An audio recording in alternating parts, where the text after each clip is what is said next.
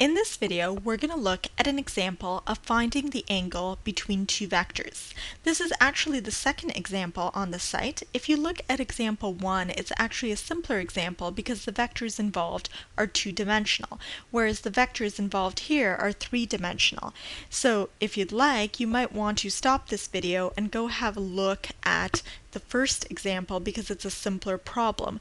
Also, the knowledge that you'll need to complete this video is understanding how to find dot product between two vectors and how to find the magnitude or norm or length rather of a vector. So that knowledge is required for this video, and you'll find text files and videos on all of these topics on the site. So make sure you've read those and are familiar with these concepts before attempting this video. In this particular example, you're asked to find the angle between two three-dimensional vectors, the vector 1, 5, 0, and the vector -2, 1, 7. So before we take this up together, go ahead and try this out on your own. One of the things you'll need is the formula for finding the angle between vectors, and it's given by cos theta equals the dot product of the two vectors divided by the magnitude of the first vector and the magnitude of the second vector. So let's just call the vector 1, 5, 0 the vector u, and the vector -2, 1, 7 the vector v. So what you'll have to do on the right-hand side of this equation is find the dot product of these two vectors. Again, if you're not comfortable finding dot product or magnitude, which you'll need for the denominator, there are plenty of resources on the site that will lead you through how to find these, and there's video content on that as well. Assuming that you're familiar with dot product and magnitude, again, what you're doing on the right-hand side is computing the dot product in the numerator, computing the two magnitudes in the denominator. Once you've evaluated that right-hand side, that means you've got cosine of theta. You actually want to find theta in this question, so what you're going to do is use the cosine inverse button on your calculator. So first of all, make sure that your calculator is in degree mode for this question. So there should be a little DEG up at the top of your display. If there isn't, there's probably a button such as mode or DRG that you can select until you reach DEG at the top of your display. So you might see RAD and other options, but again, you're looking for DEG, which indicates degree mode.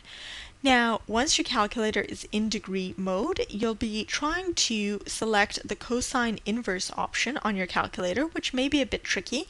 It's typically above the cosine key on your calculator, which means you'll have to use either a button called shift, or sometimes it's called second function, sometimes it's called INV, but the idea is somewhere on your calculator there should be a little cosine with a little -1 in the superscript, and you're trying to select that option.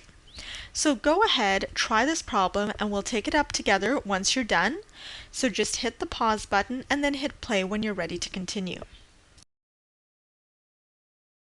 So hopefully you've had a chance to try this out. First of all, we're going to need to compute the dot product of the two vectors. Remember that to compute dot product, you multiply the components of the vectors together, so like components, the first components, the second components, the third components, and then you add the results. So in other words, we're going to multiply the first components of our vectors together, so the 1 times the -2.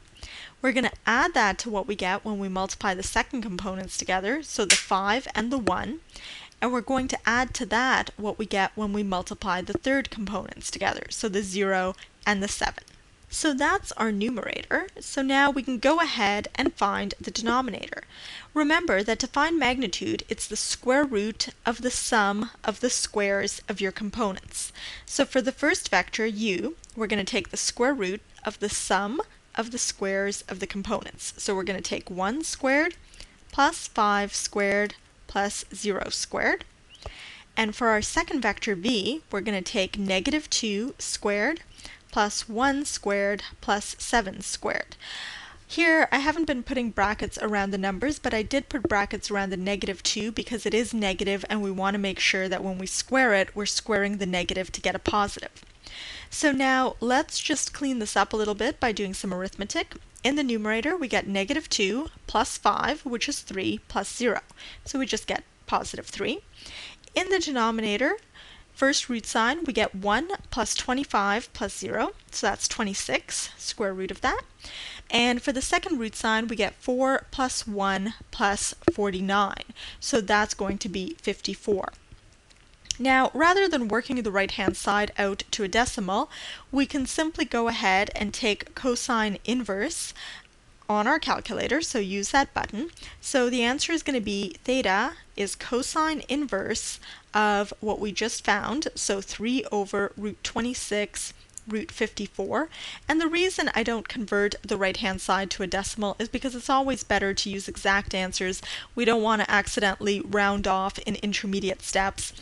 Bottom line is if you press the cosine inverse button, you will get an angle of approximately 85.41 degrees. And so that is the angle between our two vectors. Again, the key to calculating angle between two vectors doesn't matter if they're two-dimensional or three-dimensional. The ideas are the same. You're going to take the dot product divided by the magnitudes of the two vectors, and then you're using the cosine inverse button on your calculator.